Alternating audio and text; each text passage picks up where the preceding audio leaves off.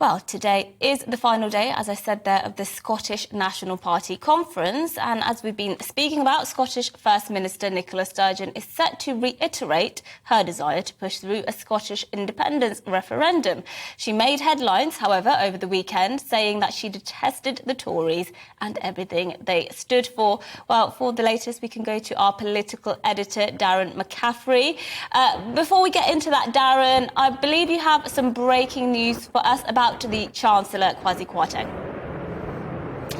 Yeah, indeed, so you may remember over the last, week or so, there's been a big row about when this medium-term fiscal plan, rather boring word, for essentially the government setting out the big long-term plan for the economy, or the medium-term plan for the economy.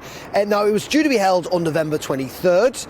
And that is what the Chancellor told Liam Halligan, our economics editor, last week. It's what the Prime Minister told me last week as well, even though there had been suggestions it would be brought forward, not least of all because many MPs, many people in the city following that turmoil and the mini-budget wanted it to be brought forward because also it will spark the release of the OBR forecasts for the British economy. That's the Office for Budget Responsibility, the kind of independent body that scrutinises what the government does. Now, in the last couple of minutes, the Chancellor has conceded ground on all of this.